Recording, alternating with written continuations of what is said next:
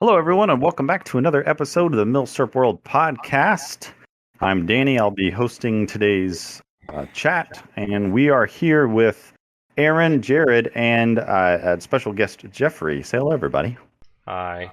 Hello. Hello there. Oh, he did it. He did the Obi-Wan. So today's topic, we're just going to kind of be a little more general, but a little more focused at the same time. We're going to be talking about the Milsurp market of 2022. Now, we're recording this here at the end of June, which I think kind of right in the middle of the year, kind of gives us half the year to sort of see kind of where everything is, and then kind of probably give our predictions maybe for the rest of the year, or maybe even going into 2023. Sounds weird. Going to be 2023. So I guess we'll start this the way we do always with our guests. So Jeffrey, you are one of our Patreon members, and we have a list of people. I have a list of Patreon guests that asked to be on the show, and you're next. So I guess we'll do the opening questions like we do with everybody. If you just want to say how you got into military surplus, and I guess we'll go from there.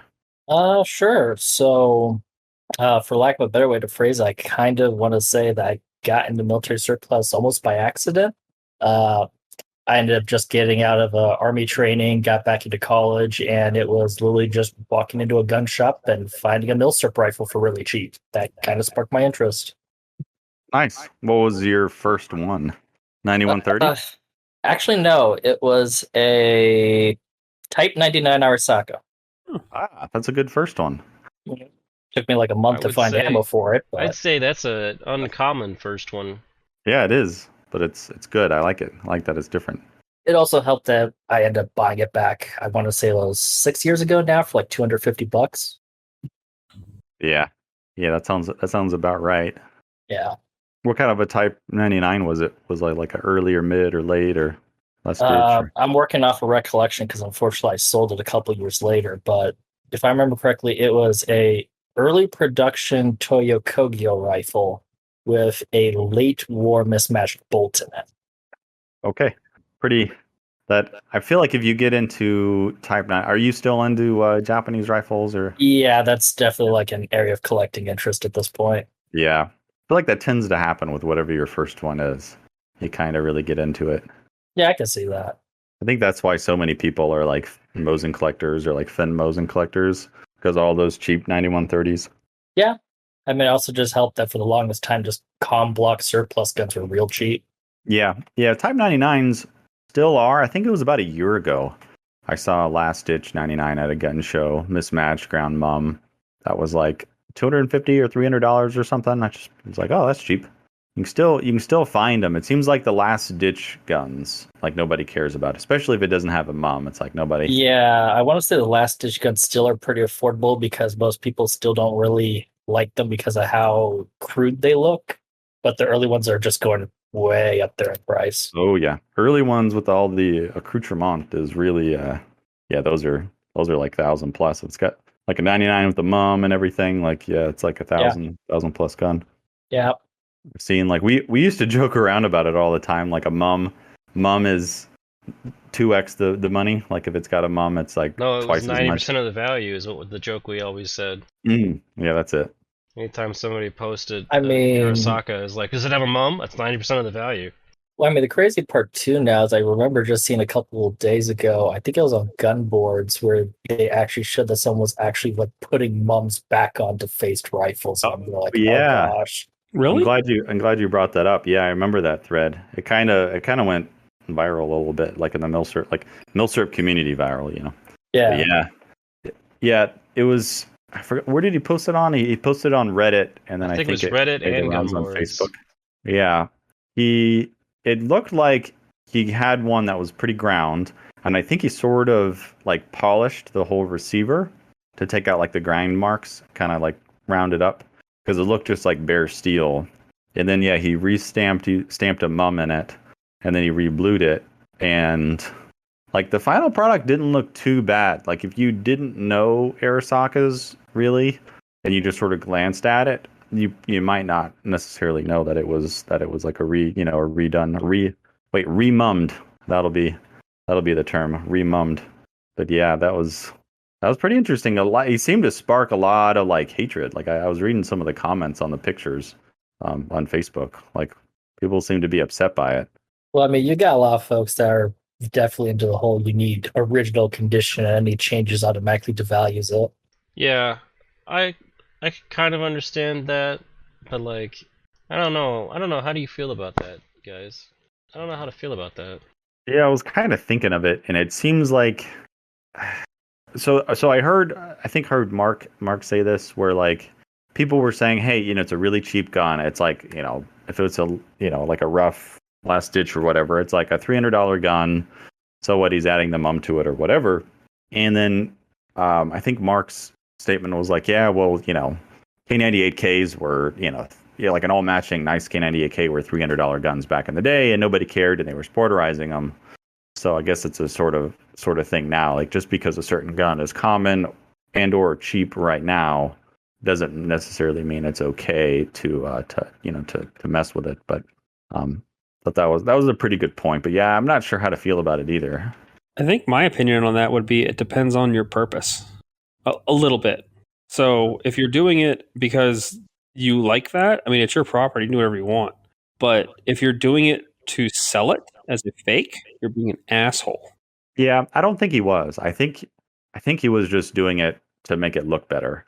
Because I think a lot of people, I mean, it is like, I could see how it could bother a lot of people, having a big grind mark. Because some of those things, man, they really like gash the receiver, to take out the mum. I So mean, I think a legitimate argument could be made that for the folks that like want the Type 99 with everything looking like it came fresh out of the factory, and they actually go out and spend the money to buy like the cleaning rods and the AA sights and the dust cover and stuff, I could sort of see the point behind that, but at the same time, it just looks like a real easy way for people to try to squeeze out some more money by lying their way through saying, oh, it's a mummed rifle. Seems like a lot of work to go through to gain not as much. Yeah, well, like I said, I think it almost, like I've seen a couple Arisakas with mums on them go for quite a bit of money. So I like it. It might legitimately like double the value of an Arisaka to have a mum on it. So like, yeah, if he's just keeping, like, now you don't keep a Milsurp forever, they outlive us. No, yeah. But like, if he was just doing it for himself and he was never going to resell it, then like, sort of okay. Like a lot of people would make the argument that it's, hey, if it was ground, like the military ground it, that's the rifle's history. That's the way it should stay. But at the same time, like, if you want to get the argument of the rifle's history, if UPS breaks your gun in half when it's delivered, that's the rifle's history. It should stay that way.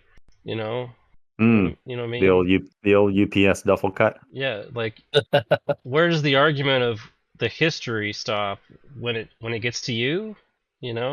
Like I could see this being another SS runes situations. Yeah, that's true. So, but that's different in the regards to they were not there originally, and you're faking something to do it. Even if you weren't, let's say, like your argument before of like, oh, you're doing it for yourself. That's still adding something to it that wasn't there originally. This is more fixing it to where it was originally. I'm less inclined to disagree with this one. Here's the one I just thought of, right? So going along the lines of like a rifle's history, duffel cuts, right? Because it was done, the stock was cut to ship back or whatever. So is repairing a duffel cut similar to maybe putting a stamp back on a gun that originally was there and got worn off? No. I would think there's a difference from the practical aspect, because, I mean, you could definitely correct me on this, but at least to my knowledge, if you try and shoot the rifle with the duffel cut, there's a likely chance you're going to have the furniture fall off, whereas repairing it puts it back into a more functional condition. That would be my point. With the mum, it's an aesthetic change. But what if the duffel cut was like not like structurally, it didn't, wherever it was done, like it was fine, like this, the rifle won't fall apart? No duffel cut rifle doesn't fall apart under recoil, because the front part of the duffel cut stays still when the gun recoils and it falls on the ground. I'm sure someone's going to have an example of something that's not like that, but I mean, yeah, but you're speaking in terms of in general. Right. Let's say 99.9% of duffel cut rifles, if you shoot them, they fall apart. And if you have one that looks really good and you don't realize it's duffel cut when you shoot it the first time and the wood falls on the ground, then you know. And I mean, if it was long enough to get duffel cut, chances are it was a rifle that will shoot a substantial enough cartridge to produce some recoil. Yeah. And a duffel cut rifle ends up only being shorter by, the stock ends up being shorter by whatever the kerf cut of the saw is, so you can't even really tell. Usually. Yeah. So consensus, restamping mum bad. I don't know. Is stamping Waffenomps on a M95 bad? Well, see, that's different. That's something that's not there originally. But the mum that they put on, are they using the correct stamp, or is he just hogging on it with a Dremel tool? Yeah. But If it was maybe if it was with the Dremel tool, then you should be able to tell it. You know, it's not like you can hide that. I haven't seen the work, so I don't know if it's like great or, you know what I mean? Let me see if I can dig up the photos for it, because I'm pretty sure there's also some on the Discord too, even. I feel like he's not using an original stamp. I don't know. no, The Chinese no, make and stamps off everything, you know. That's true. You have a point. Well, yeah, you have a very good point. I guess it was not the correct stamp for the maker. There's a slight difference between the original one the that air socket manufacturer. collectors, oh my god. Yeah. That So is a like, rabbit hole in They're itself. just I'll like admit the that. freaking K98K guys. Oh, look, this tiny change. I mean, couldn't you say the same thing for like the Garand and carbine collectors too? I mean, same thing for Shut up, Danny. M95s. They have a different serial number. They're different, really different rifle. This S is a Bulgarian S. That's right. I've heard those things before from you, so I had to say it. Yeah, it's a different font. And yes, I can recognize the font of Bulgaria, Czechoslovakia, and Austro-Hungary. Hungarian. Nerd. I can also, I mean, you can easily tell when something's hand stamped versus roll stamped. That's easy to see. But hand stamping is garbage when you try to line it up side by side. So it's usually just easy to tell that way. Yeah, I think somebody one time said they thought my G43 might be like the numbers might be faked on it because like the numbers weren't like perfectly lined up like on the bolt carrier. Yeah, they weren't getting the shit bombed out of them every day. Yeah, it's like, oh, well, I mean, it was only what 1944. Yeah, they didn't CNC that stuff together. That was kind of, that was Carl, and Carl had numbers, and he was also afraid of B-17s. Yeah, it's kind of interesting. I think there is like a little bit of, the Germans did it, therefore it's perfect. But well, I guess we can get into our topic here. The 2022 Milsurp market, which is. I thought we were doing the other one, but all right. No, we're gonna do the market. Okay. Yeah, because we're halfway. Yeah, like I said at the beginning, we're halfway through the year, so I think we can kind of all give our own experiences of what prices, guns we've seen, stuff we've seen go for maybe like an online auctions and stuff. I guess just to start out, it's kind of weird. I talked to Mark a little bit about this because I think he follows stuff a little bit more closely than I do. Some things tend to be softening, like certain kind of like niche items, like little odd, rare, like Belgian Mausers or whatever, are kind of getting less money than typical. But some things are also kind of going strong. Like I think German World War II stuff, of course, is it's going strong. It's still bringing high numbers. I mean, was there ever a period of time where it was kind of weak for them? I mean, 1960, Yeah. 1950. Pre-68. Yeah.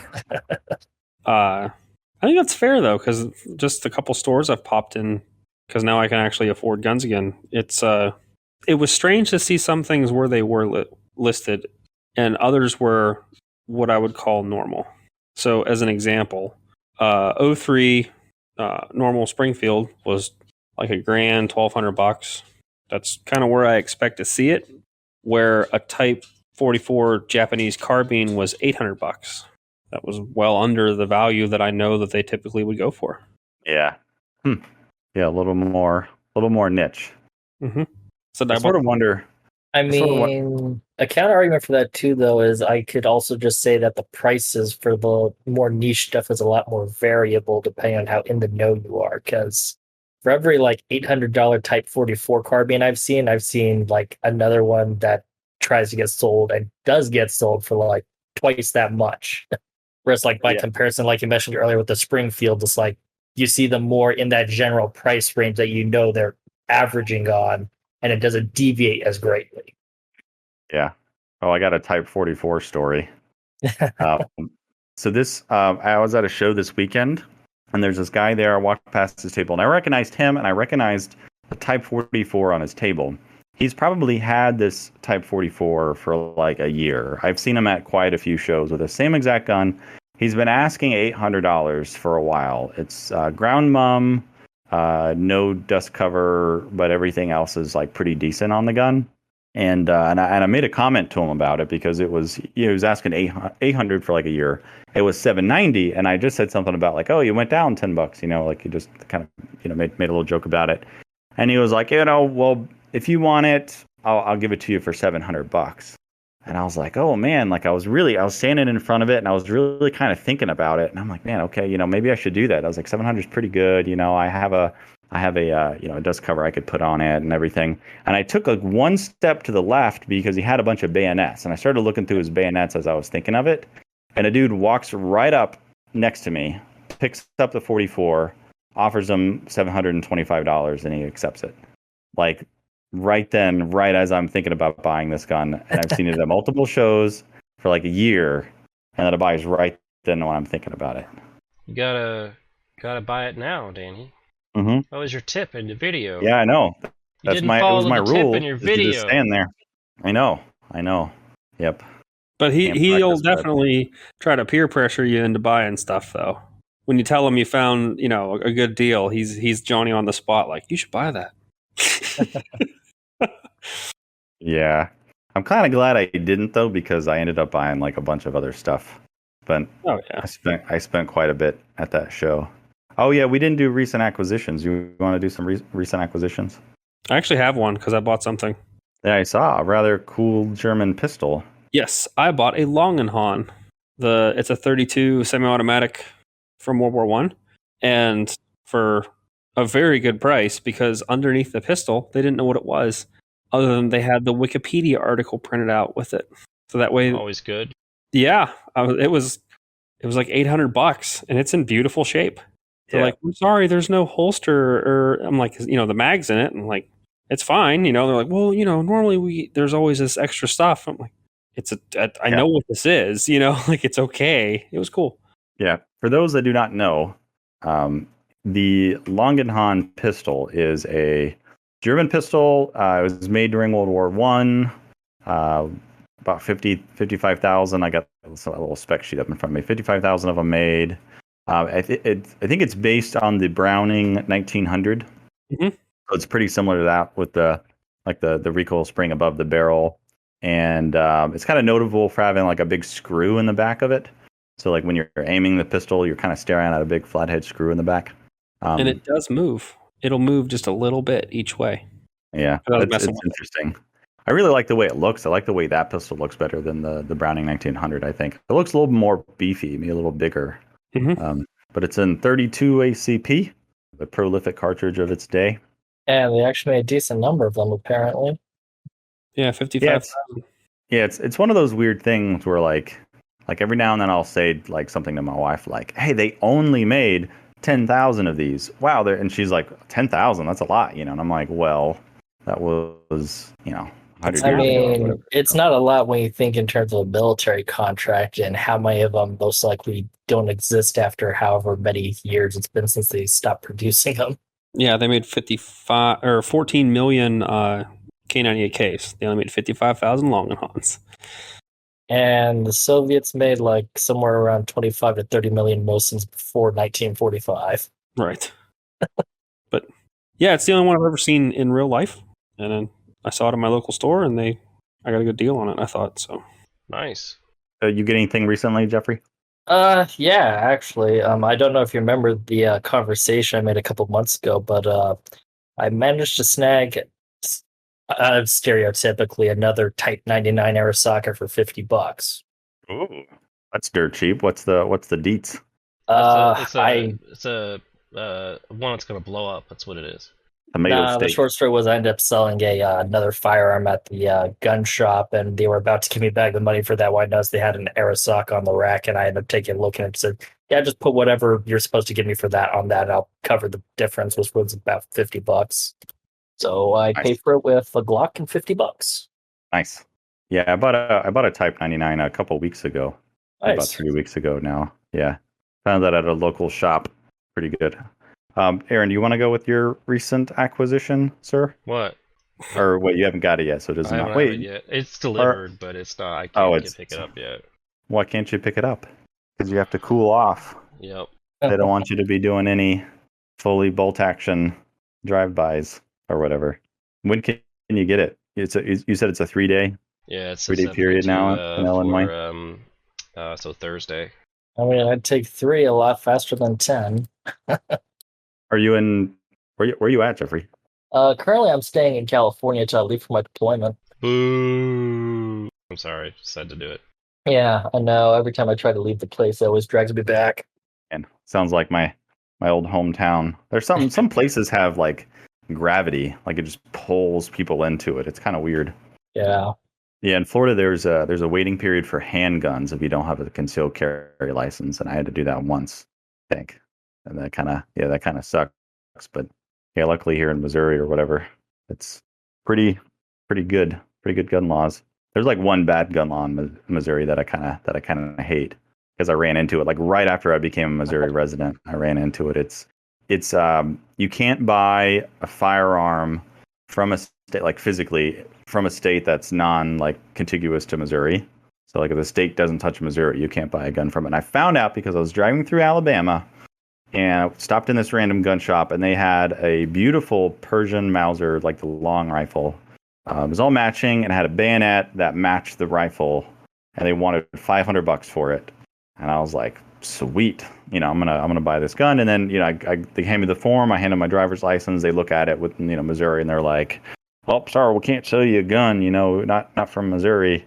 And I thought it was just a typical FUD thing because I ran into that before, like people refusing to sell me rifles in other states. And I was kind of pissed, but I looked it up when I got home, and it's like that's like a legit Missouri law, which like really sucks. So that's like the one. It's like the one bad gun. So That's essentially, you can still like ship it to a Missouri FFL, but you just can't cash and carry after the background check. Okay. Exactly. Yeah, they can't. They were like, we can ship it to you. It'll only be $100, and I was just like, $100? No. Probably, looking back, it's like, yeah, it's a good deal still even with shipping. But at the time, I was just mad, and you won't sell it to me, then screw you, whatever. That's an interesting rule. You know what would solve that? CNR license. Yeah. Well, I can't get one until I get a permanent residence. So we sold our house 2 months ago, and so we're renting the place that we're staying in now. And I was advised to not get any type of FFL until I'm like living in a place that I'm not going to move from, because they say as soon as you submit the change to your address on an FFL, you get it's like an automatic audit. Like you'll get an audit request. Don't know how true that is. It's just something somebody told me, and it's like, well, I've gone this long without it. Yeah, I'll be honest. I think the only reason I haven't gotten a CNR license at this point is because I know I'd end up spending way too much money on guns compared to what I'm already spending. It is a license to be broke. Yep. You gonna renew yours, Aaron? Danny, it expired 3 years ago. I've told you this a couple times now. I renewed mine recently. That's why I have to wait. Otherwise, it would just come straight to me. I know, but why haven't you renewed it? I can't remember. I just didn't care. It expired in early 2020, and I just didn't think I wasn't buying in anything that was like high enough volume. I had slowed down a lot because we had 2 kids, so I was like, I just don't see a point to it at this time. I think for me, it was one transfer paid for it. So yeah, my guy's $30 now for a transfer. So yeah, so if you do one purchase in 3 years and it paid for it, so how much is your FFL charging you, Aaron? It was 30. Yeah. Okay, my recent acquisitions. Oh, I got this. I isn't didn't like say what recent it was. We never even talked about what I got. We know what you got. We can guess what Aaron Okay, But the devil's in Jared. the details. What do you guess that Aaron got? I imagine that it kicks like a mule. God damn it. I need to edit the clip of Ian saying that. Say it Just like 1,600 times. yeah, do that, yeah. Just put on like 10-minute repeat. Yeah. Anyway, yeah, I bought another M95. It takes you up to how many now? Like double digits already? No, it was already double digits. I think I'm at 11. Okay. What is significant about this one? It's I believe it's 8x50R, and he didn't realize that when I bought it. And it's 1902 acceptance, and from what I can see, it looks like it's all matching too. Not something you can usually say with M95s. And early, right? Yeah, 1902 is very early and hard to find. They tore through a lot of those in the beginning of the war, so most commonly you'll find 1917, 1916 acceptance years. So it's very, very difficult to find anything pre-war. It's pretty neat. Shout out to Panzerfaust Armory. Joel over there. I almost, part of me is like, oh no, like the more people know about it, the less good deals or whatever, because he sells out pretty quick as is. But yeah, he's Joel's a good guy at Panzerfaust. He's been on a few of the videos. He told me he's got an M95M. Oh, like him personally, or that he's gonna sell soon? That he might sell. He's gonna send me pictures if he remembers. He said. Oh, cool. It's yeah, kind of got like a homemade stock. He said though. Homemade stock. That's yeah, interesting. I don't know what happened with it. He said he'd send me pictures of it, but it's not great. He said. Oh, if it's like a Bubba thing or whatever, like that, yeah. But if it was like a wartime expedient, weird stock conversion thing, that could be cool. Yeah. Yeah. I got I guess if it's my turn. Wait, did we finish with you, Jeffrey? What you got? I mean, yeah, unless you want me to like talk about the other acquisitions I've gotten this year. You can tell that Danny is chomping at the bit here to actually get on to what he got. Yeah, sure, go on ahead. Just cover what you got, Danny. Okay, yeah, I got what did I get? A 99, and I got another rifle at the same time from. I got a Swede Mauser. That was like a good deal from a local shop. It was the M96. It was matching, and it's what is it? A 1920 date. So a little bit later, it was $450. So it's like, crap. Like if you find a Swede for like less than 500, it's like you just better buy it. The way they're going now. So I bought it.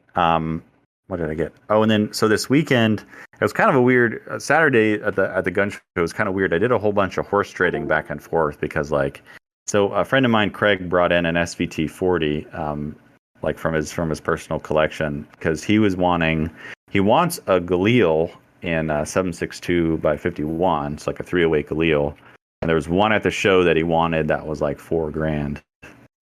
So we did a whole bunch of like trading all back and forth and everything, but he ended up with the Galil and I ended up with the SVT 40. And it's like, I'm not like an SVT 40 expert or whatever, but he was telling me that I guess there's Finn SVT 40s that are not SA stamped. Because this one has like the Finn characteristics, like the bolts in the white, it's got the wood finish kind of looks like other Finns. It's got the Finnish gas plug.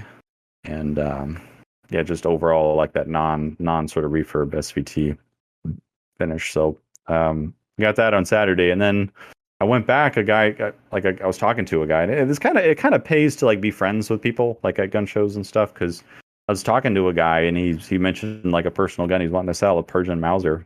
So he said he'd bring it to the show on Sunday if I'd be back. So I went back on Sunday and got a Persian M49 carbine. Nice. Which are they're pretty cool little. I've been wanting a Persian carbine for a while, because the crests are just so beautiful on them, and if they have a pretty high build quality, it seems, on their domestic rifles. So I love carbines, I love Mausers, and I love carbines or whatever. So that's just kind of one that I've been meaning to kind of check the box on for a while. So yeah, that was my most recent one. Nice. Thanks. It should be punchy. I think it's an 8mm, right? Yeah, 8 millimeter, which is like, I'd love it, of course, if it was 7, because I've thought a lot about the gun. You know, it's side slung. It's got that like, what is it, like a 19-inch barrel, something like that. I'm looking at it right now. I think it's about that, 18 or 19 inches. So it checks a lot of the boxes of stuff that I like, but it is 8 millimeter, which is, it's very, very kicky. I'm curious on how this would compare to the G3340, the other short, 8 millimeter carbine. Yeah, I bet very punchy. If we were going to do another kick and carbine showdown, I would bring that one for sure. But I don't know if I have another. You owe me a controllable carbines video, sir. I know. I talk to Joel about that one every now and then because I shot the last one at his place, and I haven't shot a gun. I mean, I shot a gun at a reenactment, but like not real bullets. But I haven't shot real bullets through a gun like this year. It's been like 8 months. Kind of crazy. I guess we can go back to the topic here. So the 2022 market is kind of weird. Like I've been following stuff. So just recently on Gunbroker, there's a couple things I was following, but one of them was a Venezuelan FN49, and it ended on Sunday, like they all do, and I just forgot about it. I just got busy or whatever because I was gonna like maybe watch it, maybe bid on it, and it sold for like just a little over $1,000. It's a good price. Yeah, it really surprised me. Like that seems kind of low for Venezuelan. That's what mine was. Yeah, mine's not great. Mine is no show queen. She is used, but that's about what mine was. Yeah, this one didn't have any glaring issues. Like it seemed decent shape. Had the muzzle brake and everything, and mine's missing the brake. That's the major detractor. Yeah, and it's of course, it's 7 millimeter. So like, I would love to. I want to get all the 7 millimeter guns eventually, but being post-war does kind of like I'm a little post-war guns still, but I mean, it does have the advantage of how many 7 millimeter Mauser semi-auto rifles are you going to run into? Yeah, true, very true. Not that many of them. I've actually never even shot mine. It's on my giant list of things to shoot when primers are reasonable priced again. Did I give you any 7 millimeter when you were here? I think you did. I got 8. I don't know if you did. I don't know if I got 7. I know I got 8. I gave you a bag of German 8 millimeter. Yeah. And I can't remember if I gave you 7 millimeter. I might have forgotten. Yeah. Next time. There will be a next time. Yeah. So I think this year has been really weird. So I think it'll be interesting to see. Like I had some predictions like back in 2020, like of what I thought was going to happen, like with the Milsurp market, and now it's kind of interesting because I think we might be heading to a R word, and if we are, then we're gonna see probably a little impact of that in the firearms. But I don't know how much firearms in general, or maybe even Milsurps, are sort of isolated from like economic turbulence. So it'll be pretty interesting. Like I have like a gut sort of feeling of what's going to happen, but we'll have to see. Yeah, they're probably less collecting, maybe some selling, and maybe some not. Yeah, because so we got a couple things going on, right? We have inflation, so we have like dollars becoming more useless. But yep. I don't know if like how much prices are going up right now is really because like I don't know what inflation was last time. It was like 10% or something like that, or wasn't it like 9%? I can't remember, but I don't know if there's been a 10% increase in Milsurps at this year. Have you guys noticed that? Like that much? Yeah, depending on what it is. Like M1s, M1 carbine, like American stuff seems to be up about 10. Yeah. Roughly. I haven't been like keeping track. Yeah, now that I'm thinking about American stuff, I think 1903s have shot up. Is that just me? Have they always been high? No, they have went up. They went up about $100 to $150, which is about 10%, right? And I don't know. It seems like that was always like the benchmark to me was what's American stuff at. I would also say that I've been seeing a greater price difference on the upside with the 03 and the 03A1s compared to the 03A3s. At least from what I've seen like the last 12 months.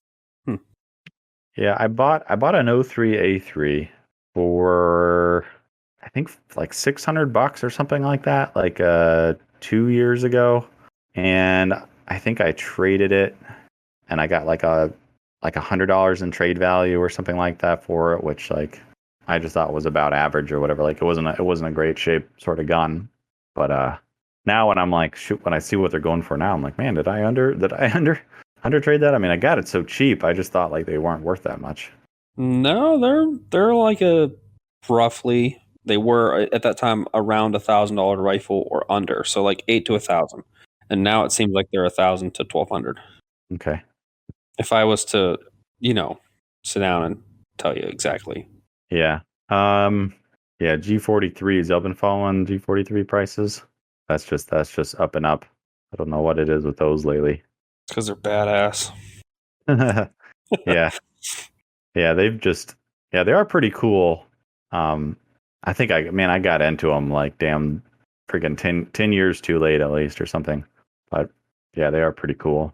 Yeah, I got mine, and mine's not great. Like it's a replacement stock, but I paid under what market would be for that, and it's kind of do I want another one? Yeah, but I have this one at least for now. So Yeah, you can always do the old upgrade. Yeah, upgrade. Upgrade's a better word.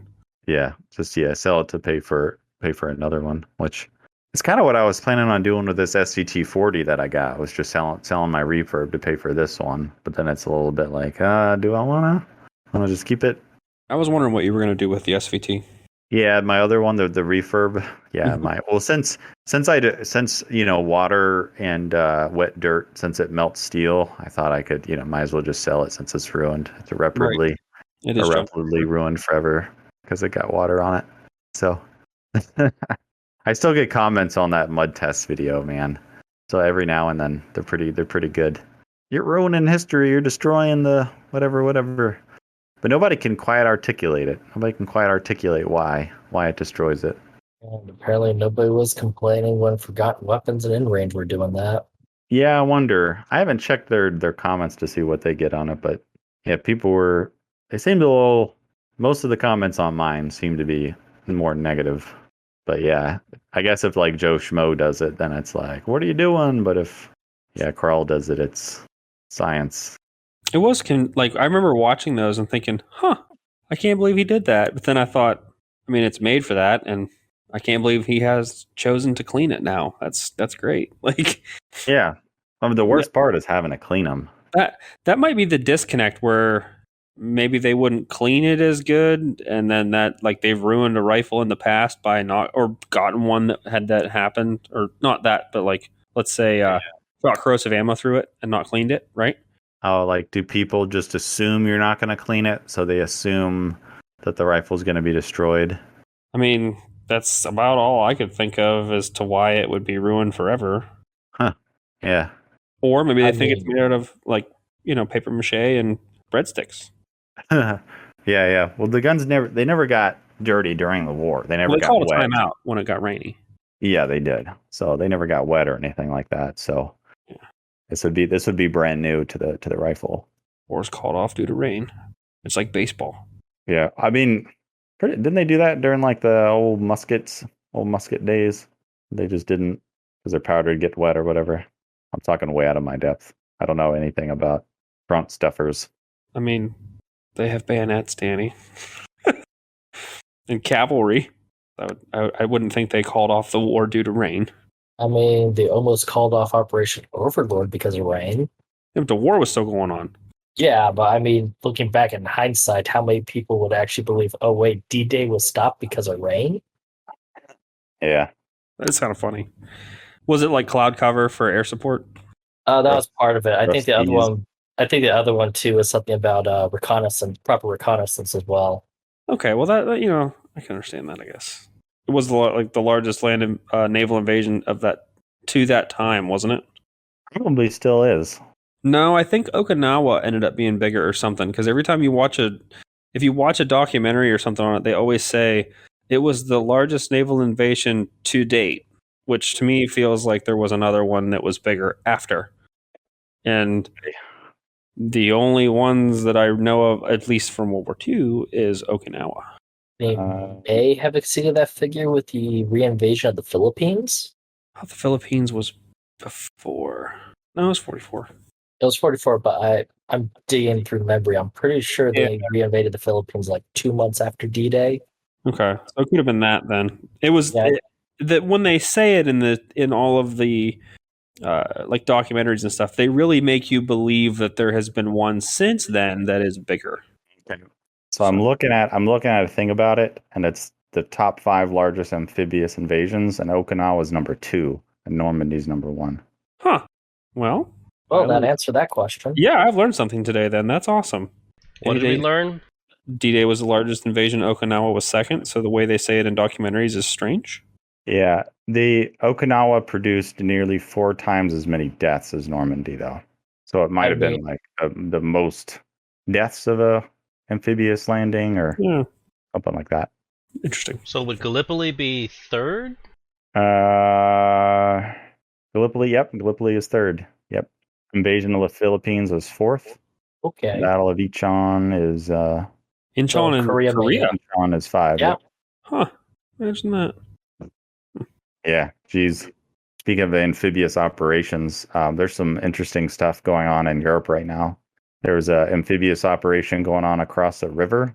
Did you see the drone footage of that?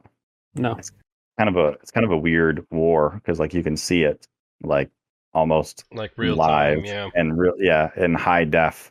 But one side crossed a river, and they did it in the day, like in the morning, and it took twice as long for them to build the bridge to cross their tanks, like to drive their tanks across. And so the other side had plenty of like heads up and knew it was happening, and then they just like destroyed the bridge. The other side destroyed the bridge and then just picked off all the tanks on the other side of the river. So it was like a big failure. Like now we're talking about World War II numbers, it doesn't sound like much, but like there was like 400 casualties or 400 deaths, something like that, from the side that was trying to cross. Of course, a bunch of tanks and vehicles wiped out. But yeah, but nowadays you got to think of force multipliers. You know, if a person like our field equipment nowadays would be way more valuable than something necessarily back in World War II. What do you mean as far as the losses? Yeah. Like it costs more? Well, also that like a Sherman tank a Sherman tank is infinitely less valuable than necessarily like a modern tank for multiple reasons. Oh yeah, probably. Yeah, I'm not sure how many tanks they lost, but man, there's some interesting footage coming out of that. I know they're losing a ton of tanks pretty fast. It's a lot of money. That is a lot of money. All right, getting back to Milsurp Market. Now that you're here. Sorry. Gotta appreciate the detours. Yeah, so I'm trying to think of like recent guns that I've seen in shops and stuff. The show, I feel like I bought most of the Milsurps that were at that show. So it's kind of hard for me to like judge that, like how they sold. But yeah. Okay. What's a Viz 35 worth to you? 2-lever, so later war Viz 35. You mean like where I would price like an average one? Because I think when I was trying to trade my 2-lever gun, I think I said it was worth like 8. So the one that I saw the other day was $1,000. I want to say that's about the price range I've seen them sell for, because the 2 examples I could think of that I've seen in shops in the last 6 months, it was like $750 and $950 respectively. Mm-hmm. Yeah, I bought mine for 8. So yeah, $750 is pretty good nowadays. I bought my 3-lever for $700 at Tulsa, but like I bought it like fast, so like that's pretty good. I don't quite know. But it's kind of like asking prices on Gunbroker. I was just talking with the guy at the gun show about this because he was trying to. Oh, he inherited a collection, and he was trying to like find the value. So he'd go on Gunbroker, he'd search for a gun, or like maybe it was his wife that was doing this, and like they would just find like here's K98K. Oh, they're asking $3,000, therefore it's a $3,000 gun. It's like a common trope that's been around for years. Yeah. No, just because somebody's asking that doesn't mean that's why you go to completed sales and then you cross-reference with other sources beyond Gunbroker.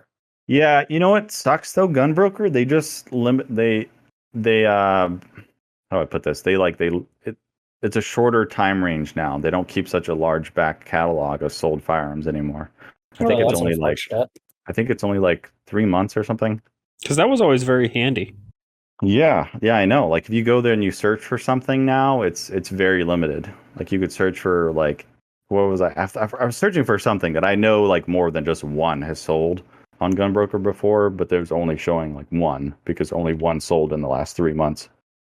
So I feel like that was a very valuable resource. It really was, and it super sucks that they changed that. I don't know if they did it on purpose or what. They were trying to drive up prices on their own website. Yeah, I mean, I don't. Yeah, I don't get why they did it. It sucks. But If I want to cover a specific type of rifle that's like jumped up significantly in price that surprised me, it would be the later model finish Mosas. Yeah, they went up a lot. yeah, man, fins. Because I mean, I forgot the distributor, but I'm pretty sure I think it's called Center Firearms that's selling model 2830s for like 800, $900 right now. Oh yeah. I think 2830s are like one of the more expensive ones. Yeah, like just skimming through Gunbroker, I've seen an average of about $900, and a couple folks are willing to pay over $1,000 for them now. Oof. That's just making me very thankful I snagged mine before Me too. Weapons just blew the price out of the water with them. Oh yeah, is Ian doing a book on them or something? Yes, he is doing a book on Finn Mosins, actually. He ended up announcing, I want to say, a month or two back in one of his Pistol the Warlords update videos. Dang. So we know the prices on those are going to go up. Same with M39s. Glad I got both of mine. Glad I don't care. Ugh. Yeah, well, eventually Ian's gonna do an M95 book. Yep. No, And- nobody would and buy then- that. I would buy them all and burn them in your One yard. day, no, Ian's gonna make a video one day, and he's gonna be like, you know what I think is really the best untapped market. You get the best bang for your buck. Is M95 Monlickers. I think they're just wonderful, and you should go out and buy one. And I'm gonna make a book on them, and then you're gonna be sitting on a gold mine, Aaron. But then you'll never be able to buy one too. Yeah. So It's they are slowly moving up in price. I am not looking forward to the day when I actually decide to buy a Moss 36. Yeah, those have really gone up too. Yep. I think the pre-war ones, especially.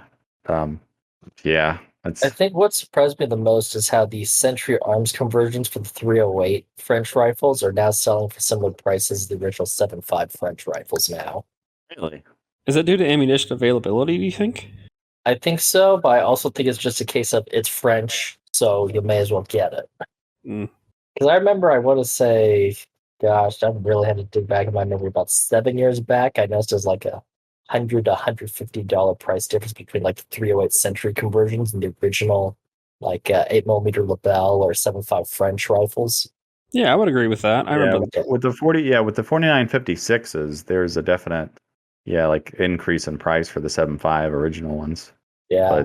But now it's gotten to the point where like there isn't any price difference between the two now. That's Yeah. insane.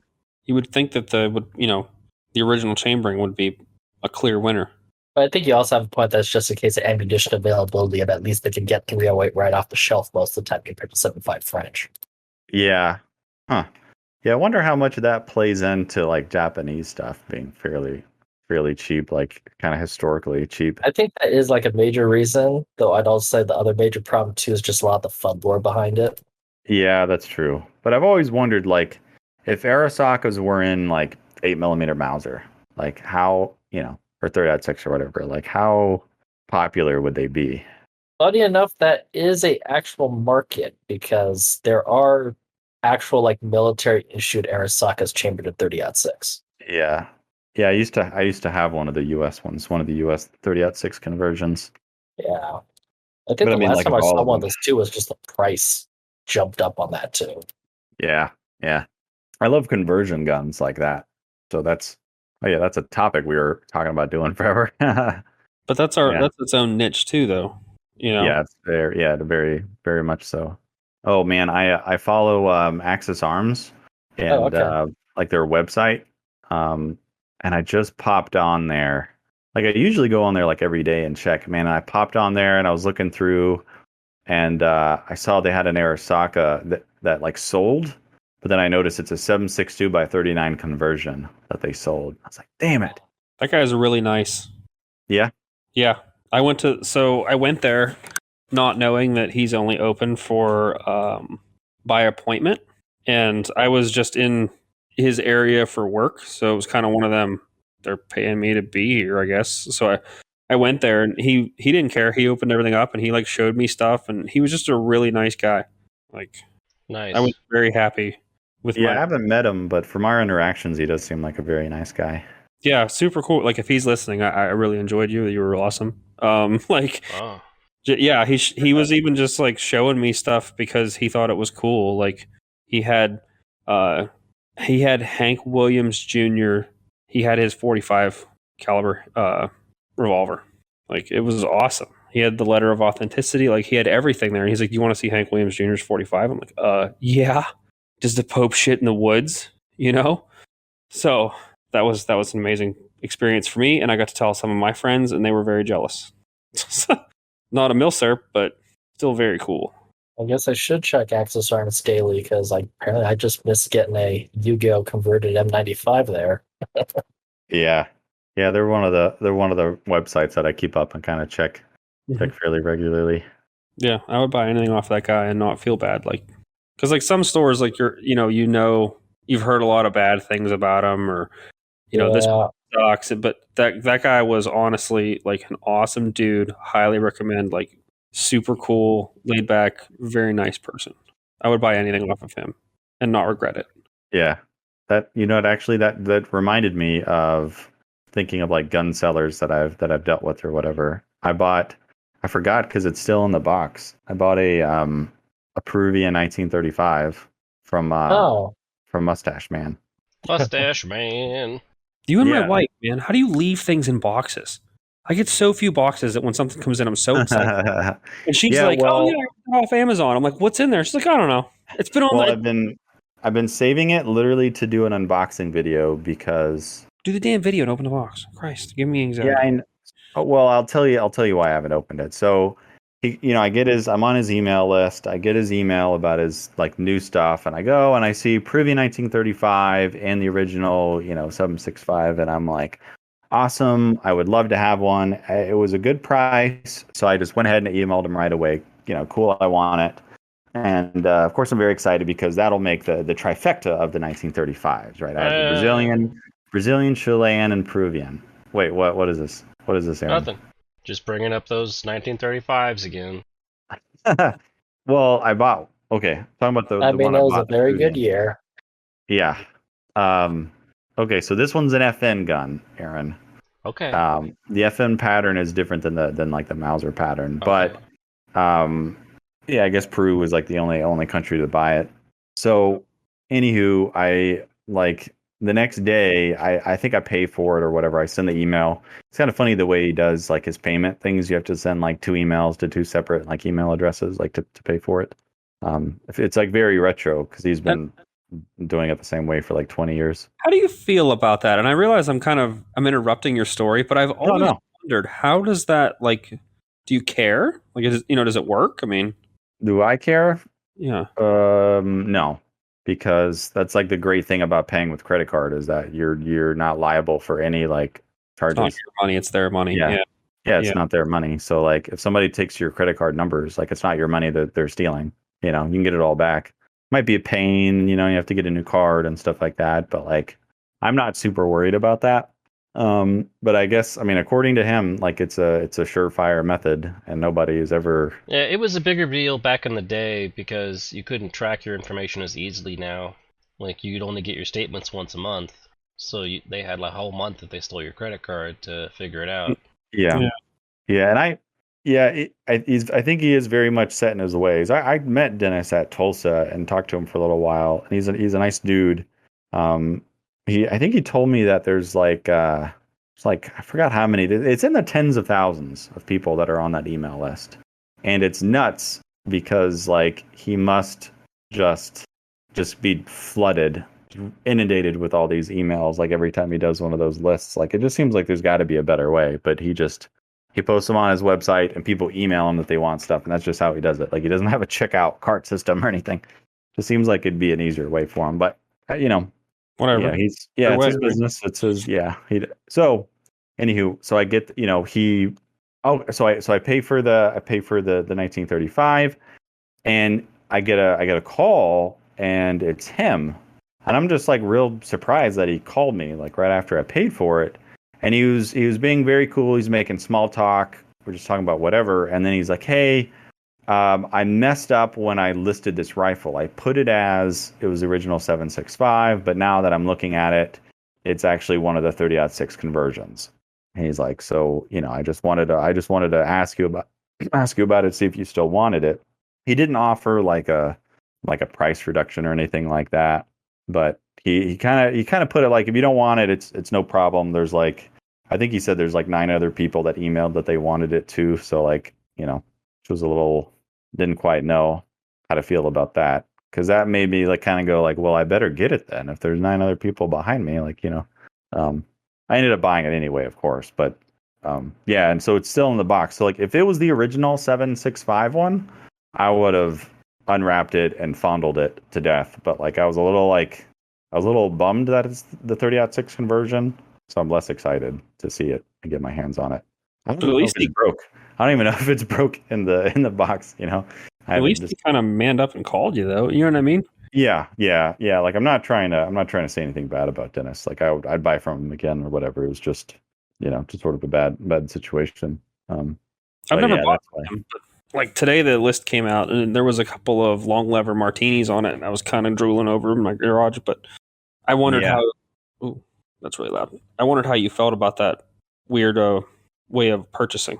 Yeah, it's a little odd, but it's easy. It's just like I have to look at his instructions, because it's like you send the first half of your card number to this email with your name and your number, and then your security code, and then the next you email the next, like the second half of the numbers with your date of expiration and your whatever to the second email. It's kind of weird, but I mean it works. I bought a few things from him before and gotten some good deals, so.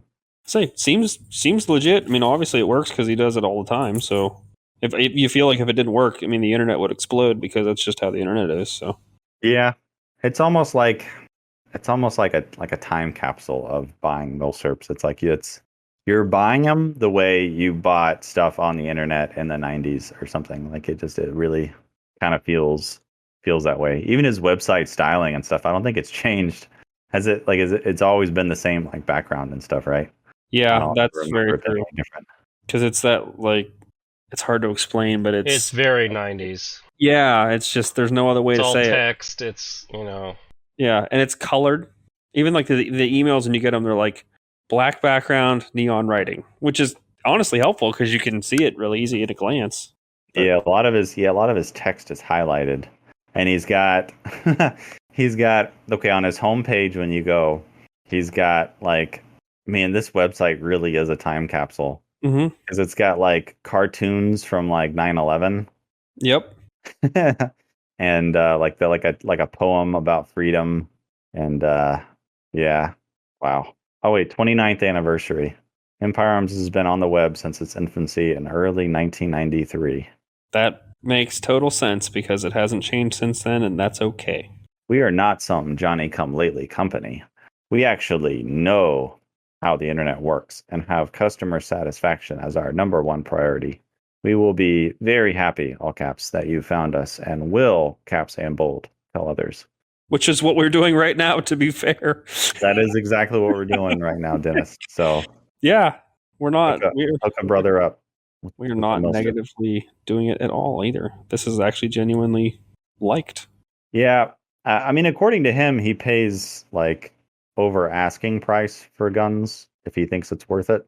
Because I told him about a deal that I got, and he was like, I would have gave him twice that.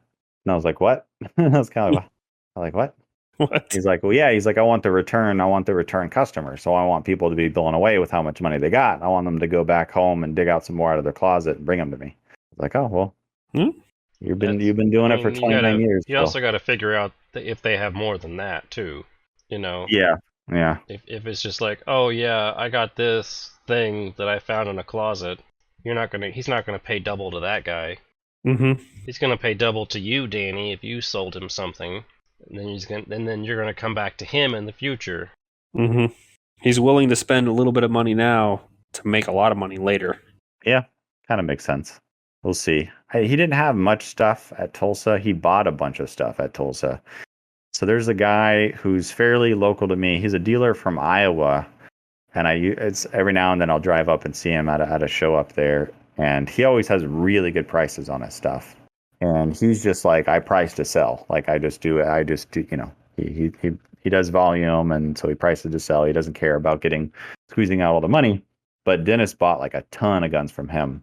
So I was like, dang, I wonder how much they were, because if he bought them and resold them and still was able to make money, then how much were they originally? Yeah. Yeah, but it's been a weird, like, there hasn't been gun shows in Kansas City here for like a few months. Like it was just like the first show here. But we got the big one coming up next month. I'm pretty excited for. It's our Missouri Valley show. I think it's the biggest show in Kansas City. It's like once a year. Nice. I'll have to look and see when the one is. There's the big one in Washington County is real good here. Well, it used to be big. I haven't seen it in a while, so. Yeah, I was expecting a little more like panic, because like with the gun laws that they're talking about right now, I was expecting a little bit more panic, but I think people are panicked out. That's a good way to put it, I think. Yeah. I think people are squeezed for money is the problem right now, and yeah, that's true. Something true. like this is not a priority purchase. You know, when your gas is $5 a gallon, it's not a big deal anymore. If 2020 taught us anything, it was buy ammunition and grow a garden. And I got one going outside right now. I mean, I thought the wacky weed in it. No, I can't do that. I get lettuce. Yeah, I get randoms for work because I have a CDL. Can't do that. Yeah, I've never. Yeah, I'm pretty square when it comes to that sort of stuff. Like, living in Washington, I know like everybody did, and I just never. People would offer or whatever. I'm like, no. They're like, it's legal. I'm like, no. It's on the 74473. Like, no, not doing it. Just because it's legal, if your company doesn't allow it, that means you can't do it, or you'll get fired. Sorry. Yeah, that's true. Which I heard. Who is it? Amazon recently. I think they're no longer drug testing for marijuana anymore. There's a couple of big companies that are doing that. Yeah. Didn't I hear? Wait, is the ATF no longer? I thought I heard a rumor about that. Like the ATF were thinking about no longer doing that. Like no longer. I haven't heard anything regarding that. I think the last I heard about that was they said they were still going to enforce federal law for the foreseeable future, but that was at least 2 years ago. Yeah. If there's money to be made, they're not going to change anything. Yeah. Again, not that it matters for me because I choose work. Yeah, that's interesting. I wonder how long it'll take until that changes. Maybe if it's federally legal. I don't know. I have enough vices. Even here, even drinking. So CDL holder, the legal limit for anyone else is 0.08, but I have a CDL, so it's 0.02 all the time. I'm not in a semi truck. Doesn't matter. So. Oh, that's interesting. That's a state thing. That is a state thing. That is, and just because of the type of license you have. Yep. Wow. So that is the reason that my wife is permanently my designated driver, because that's a big deal, Yeah. Yeah, that's true. I've been thinking recently of buying like a high quality breathalyzer, just like taking it with you places or whatever, just cause. I mean, I would be kind of curious to know how much the alcohol content is after a couple of years or a couple of Yeah, years. and mostly I'm just curious, like on what that'll like, just like I have no idea what the correlation is between like a beer and blood alcohol or whatever, but like I would like to know. I've always wondered that. Like I wondered if you like say if you had a beer like at lunch or whatever, could you just go up to a random cop and be like, "Hi sir, could you please breathalyze me because I want to drive home." Get on the ground. Yeah. He's probably going to call you a moron and say you're stunned and that you can't. Yeah, I'm sure a bunch of like lawyers, ACLU types or whatever, being like, "Did you just say you wanted to go and talk to a cop?" Yeah. But yeah, say if you have a special license, like if you're thinking about getting a CDL, might want to check into that if it's something you enjoy doing. So yeah, maybe. I know there's a shortage right now, right? Like of everything else of truck drivers. Oh, I always have a job. I can get fired tomorrow. Not that I want to, but I could, and I could have a job tomorrow.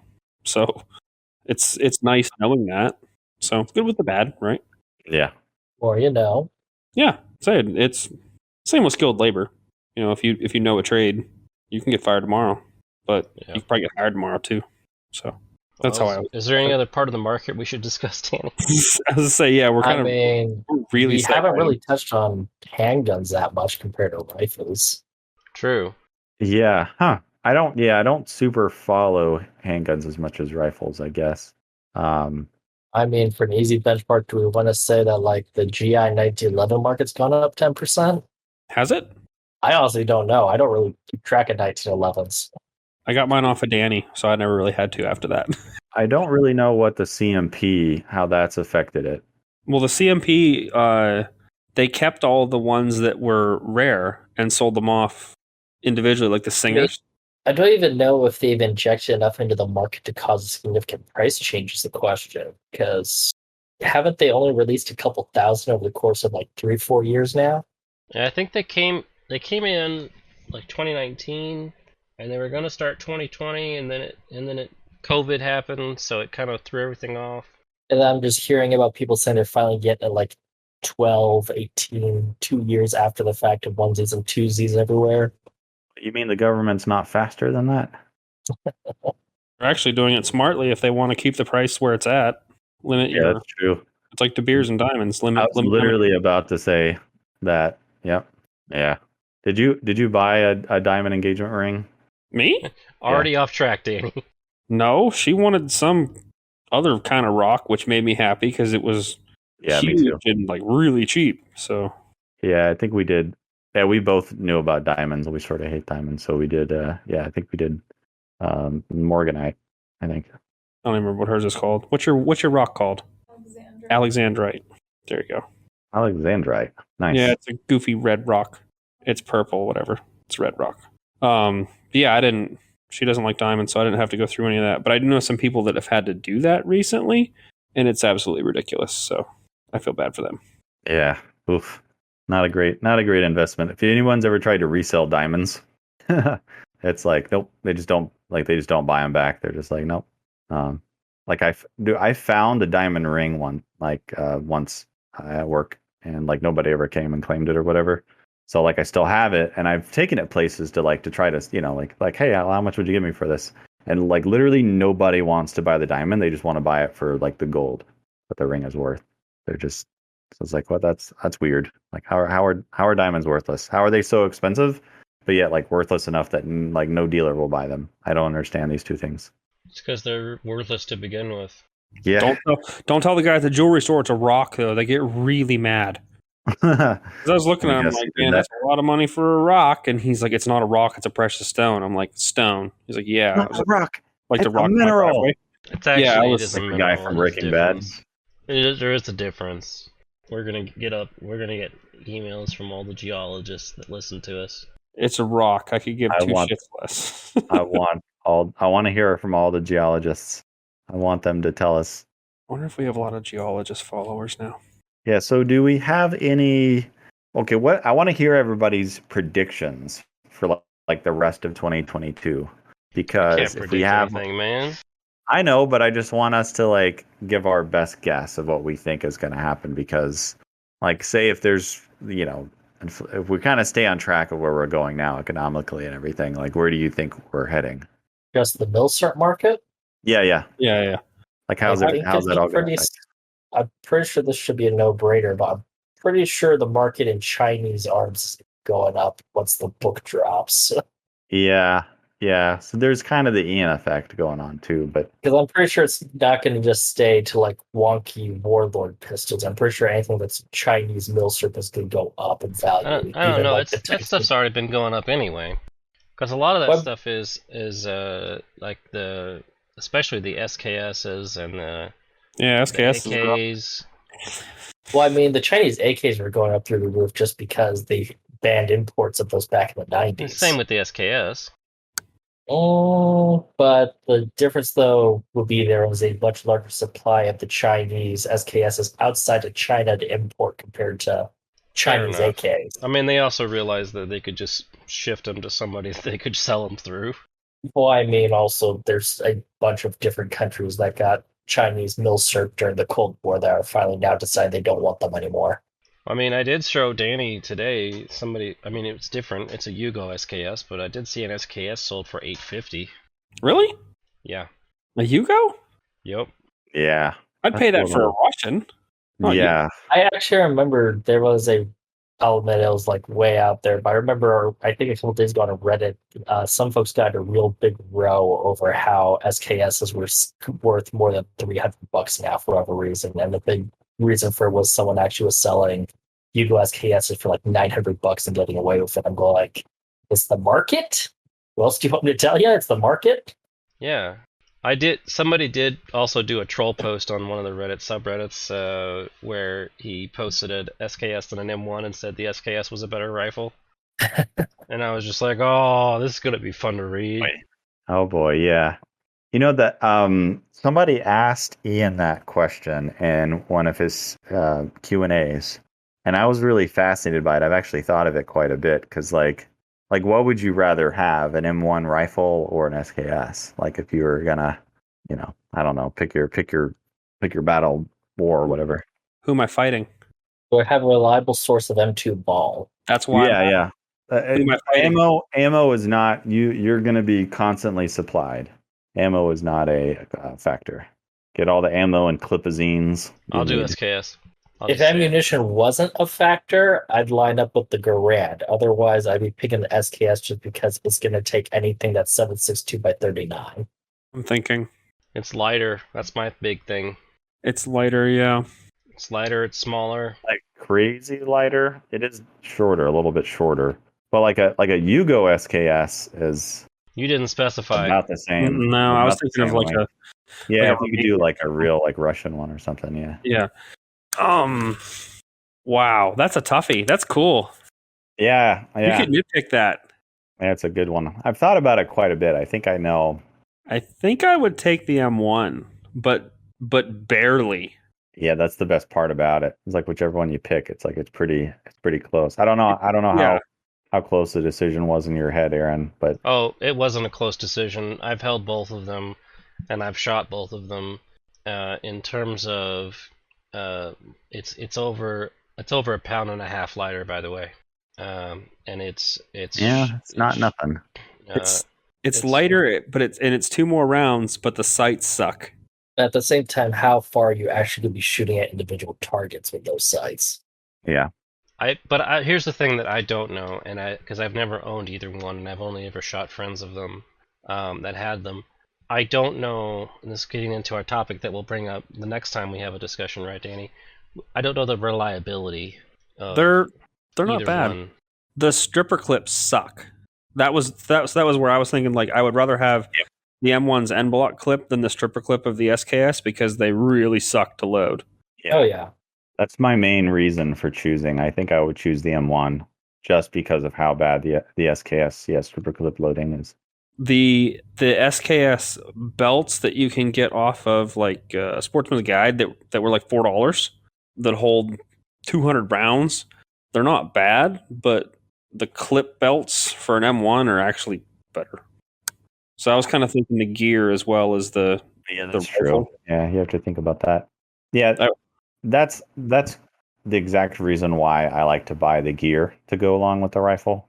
Yeah, that is sort of like like in a video game or whatever. Like you hit the R button and the clip just comes out of like thin air and then goes into the gun, and like so people people typically don't think of that, like how much the military pouch or whatever kind of plays into the reload speed. But I would rather load an M1 at night than load an SKS at night.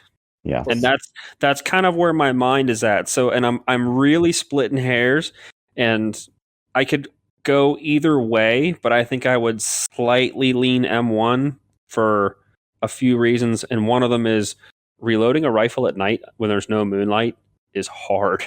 And an M1 you can just shove it in and it goes, where an SKS would be more difficult.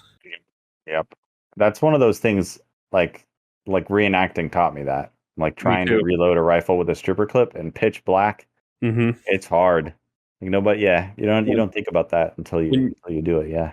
When you can hear Ivan, like they're that close that you can hear them. The guys that are playing. If you want to make the argument about night fighting, you could then just make the counter argument of how well you're actually going to be hitting targets at night, especially with rifles with iron sights that don't have any like flash suppressors on them. Oh, we're not. No. Pretty big muzzle blast either way. We're not hitting anything. We're suppressing at that point. But even then, you get 10 rounds, and then what? Where I get 8 rounds, and then I can do it. You know what I mean? I would rather take I would rather take the M1 over the SKS, and then most of it is for that. Yeah, I think if the SKS had a mag, like a interchangeable mag or something, that would be a huge factor. Yeah. Not if you moved on to like a Chinese Type 63. Yeah. Anywho, yeah, I think it's all about the reload, and it's really interesting because the old N block. Are we just throwing out the Type 63 then? I don't know what a Type 63 is. I don't. I mean, it's sort of an SKS, but like it's fully automatic. Exactly. It's a fully automatic SKS. Oh, it's very similar looking, and it. Yeah, AK mags. No, I don't think it uses AK mags. I think it's proprietary.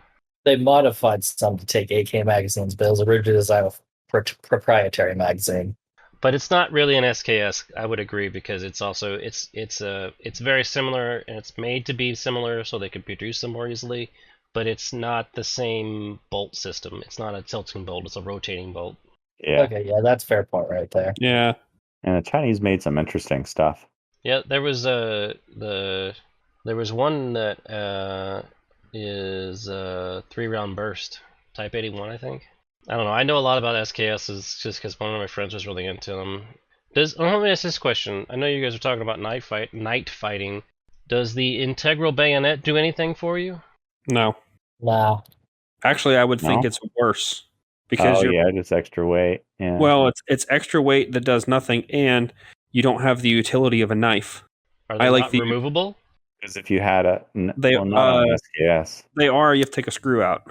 Oh, so. And they're captured with a spring and a extra retainer piece. So effectively, no. Yeah. Technically, yes. Effectively, you need a screwdriver. So I would say no. But talking about night fighting, I don't think it would be as useful as you would think. I just treated the bayonet as a non-factor to begin with because bayonets have essentially lost most of their relevance since at least Korea. But we were talking about the items that you would have to have. You would have to have your bayonet for the M1. Well, like as a separate piece, but yes, so that's another thing you got to carry around. Well, it's better to be off the rifle. Like I've said before, like with the Moss 36, like on our tier list. It depends if you want to be a normie with like the shorter bayonet, or if you want to go full blown like long 16-inch blade bayonet. Yeah, true with the M1. Yeah, but like I'm not a huge fan of like rifles with built-in bayonets. So like I think like the Moss 36 to me, I would like it more if it didn't have like the bayonet on it. Like practically, I like it's a cool feature, and I like that it's unique and funky and whatever, and it's like a tube spiky thing. Like I like that, but like as far as the handiness of a gun or whatever, like the practicality of a rifle, like I think it's a negative to the gun because it just adds front heaviness and quite a bit of weight. It's a steel rod, add it to the weight. And if you have a Moss 36, you can just take the bayonet out of it and just But handle the rifle. Wouldn't you think the design would be compensating for that? It really doesn't. I don't think so. Yeah, no. I would rather have the bayonet on my body than on the gun rifle because the rifle is heavy enough and you carry it on your shoulder, where most of the time otherwise you carry your equipment on your body and the weight is better in the center and you don't notice it as much. Yeah. And like with shooting in general, like typically you're holding the rifle out, most of the weight's on like your, support arm when you have it shouldered. So like the less weight out that far, your support arm is the reason that G41s are so heavy. They're not heavy, but all the weight's in the front. So they become very heavy. I mean, they're pretty dense, but yeah, it is very front heavy. Like, I think the leverage is like a big thing. Like, Yeah. it's a weird like factor because it's hard to like scientifically or objectively like say, here, this is how you can measure the front heaviness of a gun, but It's it the is a balance. real thing. It's the point of balance is what you're talking about. Yeah, but like there would have to be, we'd have to make a formula where it's like there's a certain, here's the weight of the gun and here's the exact point of balance of the gun. I mean, you can And only then- really do that to a certain point before you also have to just resort to doing troop trials and having a varied pool of individuals actually carry it around to get their 2 cents on it. Yeah. I mean, this is opinion based, and Yeah. from look at any modern hunting rifle, okay, or any hunting rifle made after the 50s. They don't put stuff in front of the front sling point, and they keep the wood short because they want the rifle to be light for you to carry around, so they don't have extra crap on it. So, like, you don't put bayonets on hunting rifles. That's not the point I'm trying to make. What I'm saying is they don't have full length stocks all the way to the end like a military rifle would. Guys would sporterize them. They would cut all that off to make it lighter. So that's using that as an example, I guess. Am I the only one with the SKS? No, so. I'm actually leaning more towards the SKS, like 6 out of 10 Okay. times. Say I'm I thought you picked the M1. No, I initially said that it would come down to the ammunition being a factor. So I guess I should have just clarified that and said, sure, I'm more SKS. I think the ammunition is a big factor too, because we're talking about carrying your own ammunition. You're carrying, a fifth more ammunition. You would carry more ammo with the SKS, definitely. For every 10 packets, say every 10 strip or every 10 clips you have, the guy with the SKS has 20 more rounds. It's 2 more reloads. I think that the round and the weight is a big factor in this. Yeah, I think it just, for me, it mostly comes down to reload speed. Like, you do give up the 2 rounds, but it is only 2 rounds, so it's like, for me, it's a lot more power too, for what that's worth. For me, it's the ergonomics of the rifle. Danny's stopping power. We're going to get into that. My stopping power. To me, it's I mean, if I want to get into the realm of averages, if I'm not taking an aim shot at an individual past 200-300 yards, the additional range isn't really going to be that much of an advantage to me. Because I guess the environment of where you're taking it's another pertinent factor. Like if you're telling me I have to deal with a lot of open spaces, that has a point. You also have to take into account this is us we're talking about. Not well, I mean, Jeffrey is, I guess, but I'm not a trained soldier.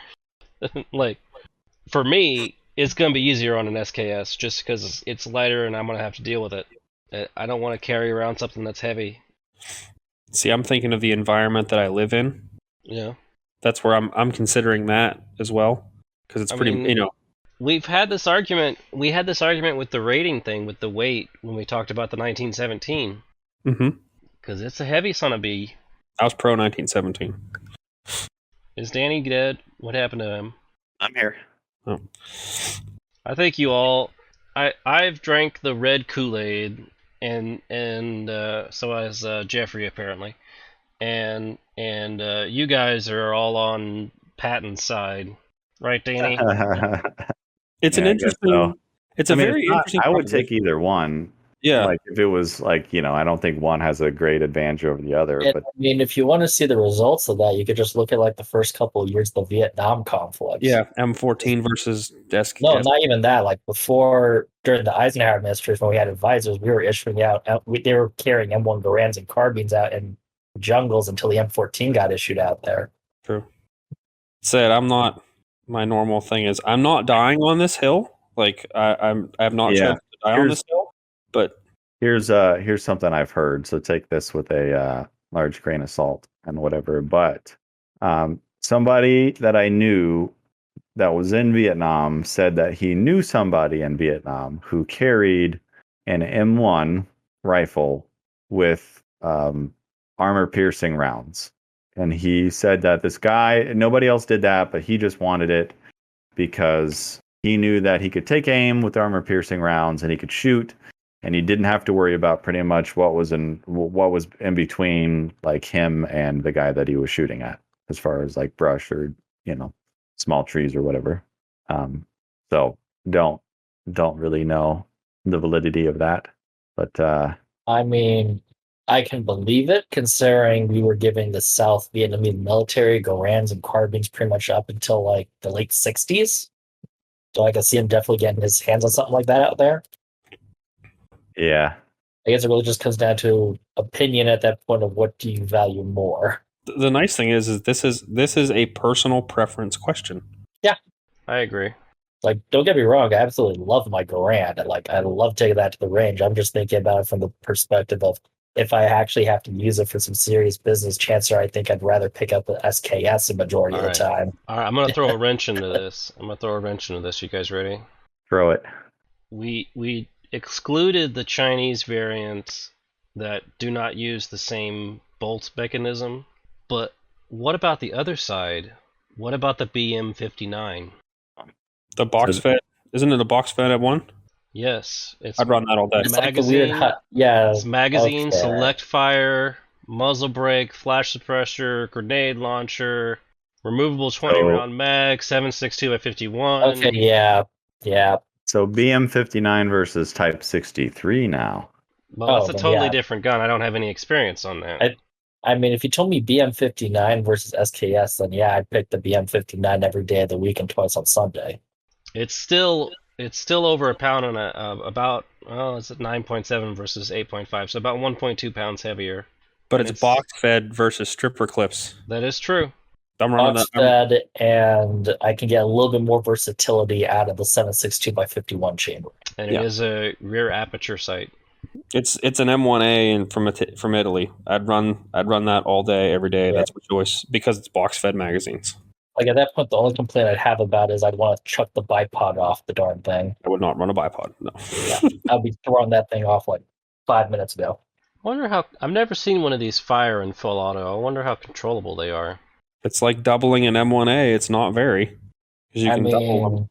I remember seeing some shooting footage of someone shooting a BM59 full auto, and it looked a little bit easier to me compared to an M14, but I think that's also just because it's a lot more front heavy. Because now you have like a combination muzzle device / rifle grenade launcher / bipod appendage on the front end of it. Oh, it looks like they made a modification. So the Mark II had a pistol grip for better control during full auto fire, is what it says. Huh.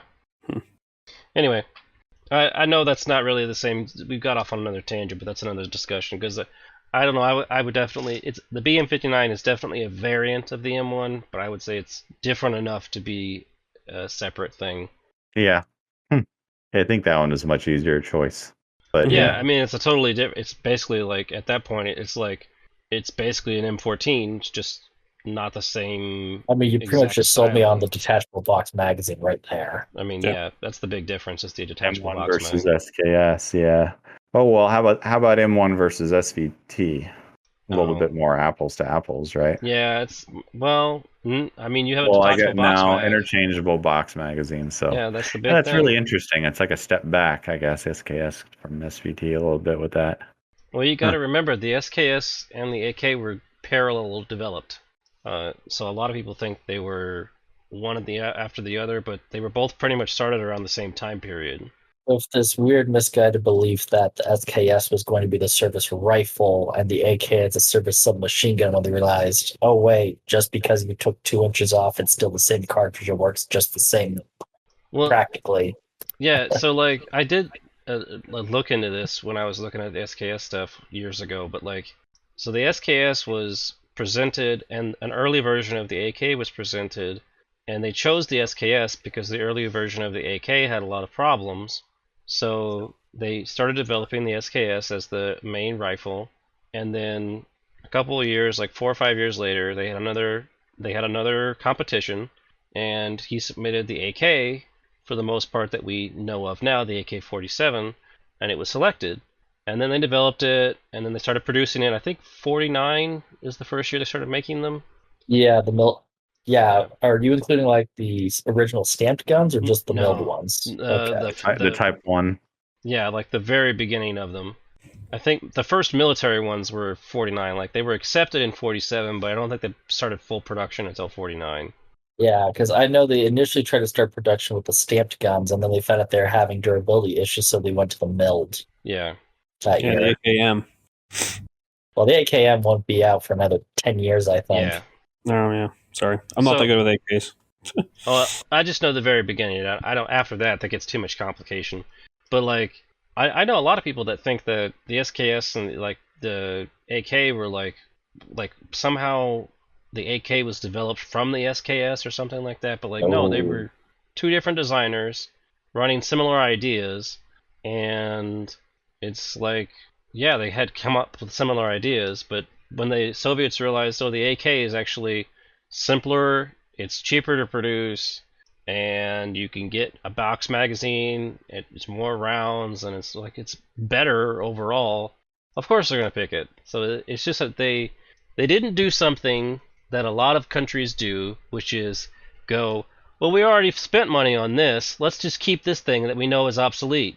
I mean, there was also some political reasonings behind it too, because there was actual documentation arguing that because they wanted to make the Kalashnikov a state secret, they're going to give all their like future Warsaw Pact subordinates SKSs as a stand-in because they want to give them something better than a Mosin. Right.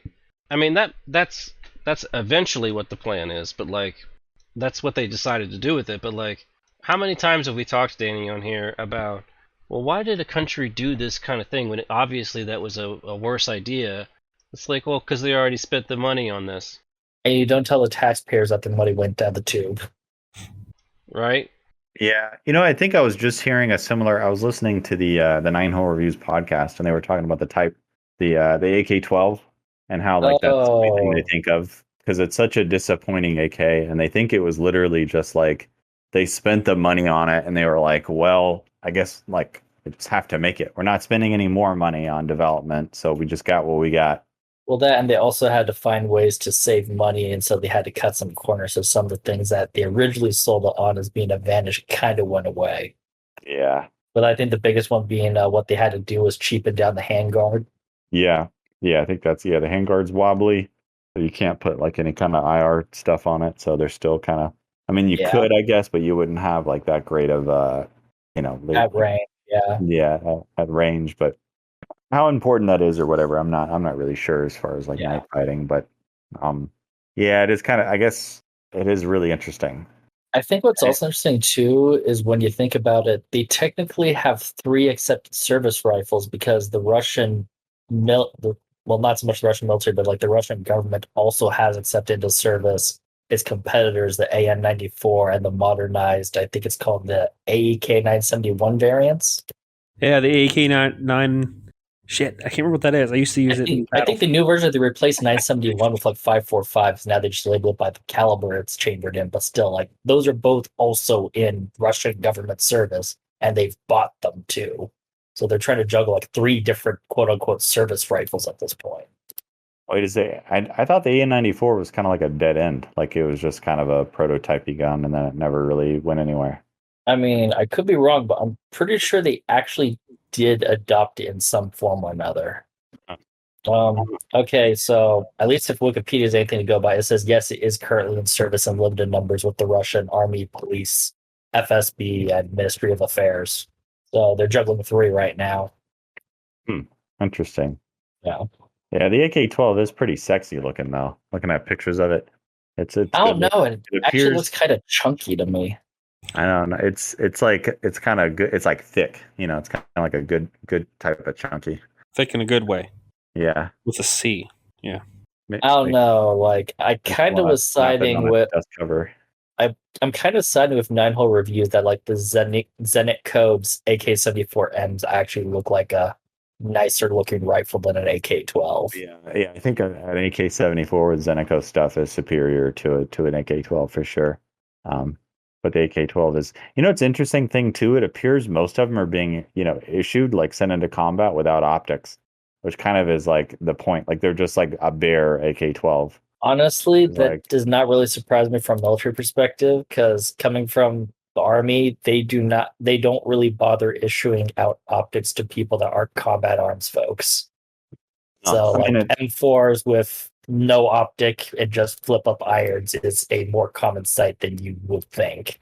At least for the folks that aren't actually like infantry or combat arms types. yeah. I mean, if you were going to be like deployed to a war zone, though, like you would think, it just seems like a lot of AK-12s are being captured without optics, which to me is like they have to know that they're going into like an enemy country or whatever. Like I get that if you're just like like if you're going to Europe and you have to have an M4 on duty or whatever. I mean, I think it's also just a reflection on where the Russian military puts its priorities in terms of money.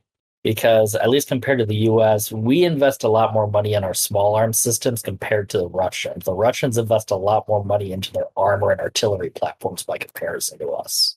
Because their whole doctrine rotates around you have the artillery and armor blow everything up, and their infantry is just there to mop up the rest. Yeah, wonder how that's going for them. I mean, in theory and in practice, are two entirely different fields, just based on what we've seen in Ukraine for the last couple of months. Man, I wonder if we're going to be seeing an influx of AK-12 parts kits one day. Give it a couple decades. Those are scary. So no. Well, not whole guns. They're parts kits. I mean, I can see parts kits with no receivers and no barrels. I can see them coming in like that. Yeah, full sarcasm. Yeah. Just so everybody knows on the other side of the screen, like full sarcasm. Man. Yeah. Did we all make our predictions of what we think the Milsurp market is? If you don't want to, you don't have to. I just think it'd be interesting to look back on. I think it's pretty stagnant. I think we're not seeing an influx of anything. We're not going to see an influx of anything with all that's going on in Europe right now. I just don't think you're going to see a lot of movement. I think the stuff that's popular is still going to be popular because as it leaves the general market, it's going to be harder to find. So like the King 98Ks, the Lee Enfields, basically anything popular World War II, especially, is going to keep increasing in price. But I don't see, like, my M95s, there's not been much movement past 4 or 5 years. I don't see, like you guys were talking about, the last ditch Arasakas. There's not been much movement on those. I don't think there's still like, I don't know, Spanish Mausers, South American Mausers. There's not been a huge amount of movement on those either. So like, I don't know. I think there's still quite a bit out there that is still not really moving, but the really popular stuff is getting expensive very quickly. Yeah. And I would say, like what was mentioned earlier, that social media presence does play a factor in terms of how parts of the market goes up in price, like what we've seen with the EN effect. I would also say that if we want to inject some of the political factor in, I think the Milsurp market's going to end up getting more expensive in the states that either just now or in the near future are going to be getting additional regulations placed on them that will make Milsurp a more viable market just because it's still legal for them. Yeah, that's a great point. Because that reminds me of our conversation with Hamish, where he said that's what's happened in New Zealand, where since a lot of their tactical stuff got banned, people have kind of just gone to military stuff. Because if you can't own semi-auto rifles, AR-15, stuff like that anymore, then if you're going to go bolt action, then you're going to do commercial bolt action, or you're going to do, like a cool Milsurp bolt action sort of thing. So, yeah, that's a good point. Mm-hmm. Yeah, because I want to say there's at least 2 states that are in the process of passing their own assault weapons bans, and 3 or 4 of them that have their own magazine bans kicking in. So once those go into effect, I could definitely see there being a lot more demand in those areas for the limited capacity semi-autos and bolt action rifles and handguns in the Milsurp market in those places. Yeah, that's true. Dang. Yeah. Yeah, I think it was New York Gun Guys on Discord. He was telling me that when I was showing the SVT, he was like, "Yeah, this is an assault rifle in New York." So he's kind of like discouraged from owning it because of all the extra steps he would need on an SVT. I was actually digging around on the New York gun laws, and what actually surprised me the most was essentially having a CNR loophole for quote-unquote semi-automatic weapons, because you can't own like AR-15s and that sort of stuff because they're laws, but if it's 50 years or older, you can get around some of that stuff, so you can own like First gen AR-15s are CNR eligible. Yeah, and that's I the mean, crazy thing. Is that's they're going like it's a loophole. Just how long is it going to take for them to decide? Oh shoot, that loophole is something we don't want anymore. Yeah, I was about to ask, like, is that does that date always go forward? Is it just always. I know CNR stuff like on a federal level, but New York's law, does it just I'd copy have to the? look it up, but I Yeah, think that is the case because when I was reading through it, it did explain that a little bit. yeah, Uh, so yeah, they're manufactured 50 years or prior to the current date, 50 years. Okay. Oh, and that's interesting. they have their own like definition, so they're registered as a antique assault weapon. Hmm. If some of the Huh. examples given be like G43s, SPT40s, the Colt SP1s, they're now getting on the CNR lineup and M1 carbines. Man. Huh. And I think New York Gun Guides mentioned that his Yugo SKS is legal in New York, which would technically be considered an assault weapon because of the grenade launcher device on the end. But it gets around that because I presume it's on the 50 years or older lineup. Yeah. Hmm. Yeah, that's a good point. Yeah, if anything does get changed like that, at least on the state levels or maybe even federally, yeah, we'll see a big increase. I mean, that's kind of what I'm noticing as the trend is like federally, you're not going to see much action, but at the end of the day, you're going to see states take action. It is going to cause shifts in the market. Yeah. Huh. Because I mean, I would say if you took the whole like gun, like the whole gun market or like the like gun guys in general, I think you can break them down into like maybe three groups, right? You have like the more FUD group or whatever, where like they just want their hunting rifle and shotgun, and to them it's a tool.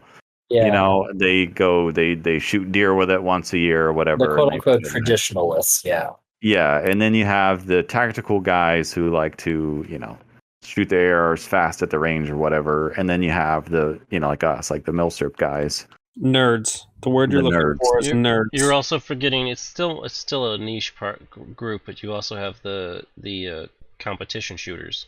Yeah, and I mean, I hate to say it, but at least based on what was it, the National Shooting Sports Foundation is saying, collecting is not really that big of a portion of the market of who's buying firearms. Like we make up like 10% of the market Yeah, compared to say like self-defense is used for like the reason for 2/3 of the people buying guns, and hunting is like around 1/3 right now. yeah, yeah. It's not really surprising. Yeah. I mean, Yeah, granted, I don't think there was ever a time where like collecting firearms was like one of the big factors for why people owned guns over the years. Like it's been there, but it's not like one of those reasons that has been like the whole, oh, so this is why you got into guns, just to collect them. yeah, yeah. That is kind of interesting. I think we're kind of unique here in the U.S. because we can still legally defend ourselves with firearms. Um, like in Canada and the like UK, like you can't defend yourself with a firearm. Yeah, Like I so, if want to you buy a gun, say the Czech Republic is the one notable exception I can think of off the top of my head because they actually have like concealed carry licenses as a form of gun license. yeah, that's cool. That's cool. I just saw the at the European Shot Show, whatever that's called, that there's a gun company there that makes a black powder like concealed carry pistol. Yeah, Because I guess in a lot of like European laws, like there's an exception, I guess, for like what you can carry. Like you can carry a black powder pistol. So yeah, it's like for self defense, but to get around their gun laws. yeah, I thought that was pretty neat. Like I mean, it sucks that like it's a thing, but it's kind of yeah, a neat thing that there's still like modern, black powder stuff being. yeah. So I guess that is kind of ironic in its own right when I have to consider would Mexico technically be considered freer than a lot of European countries because actually having a firearm for self defense is still considered valid in Mexico? Yeah, I've wondered about just like proximity to the United States, like if some of that just kind of like bleeds across the border a little bit, like or at Well, least maybe like what led to like. it's got. I think it more has to do with how they became independent. Canada did not become independent through violent means. I It's just a Yeah, fact. that would explain how like feel like there's a there's lot a of joke in Central there and South somewhere. American countries that still actually treat self defense as a valid reason to get a gun. I mean, you have uprisings, and you have. I mean, Mexico was famously not a safe place to be for a long period of time. and so they forcefully rose up against Spain, and a lot of the South American countries rose up against their European colonizers. So and we rose up against the British, but Canada didn't, and I would say that's probably why they have more. It's probably why they're still in the British Commonwealth today. They're and why still they have the very Queen much on their money. influenced more so by the European style of thinking versus an American style of thinking. Yeah. Well, the Queen is still a figure in their government with political power, and The Queen's on your money. She's still That on means- their money. So Yeah, the Queen's on your money. yeah, That means who you're not. really got their independence? Oh yeah, and I guess the Philippines would be another country worthy of bringing up that they still actually treat having firearms for self-defense as a valid reason to have a gun. I don't know if I'd bring up the Philippines as a pro.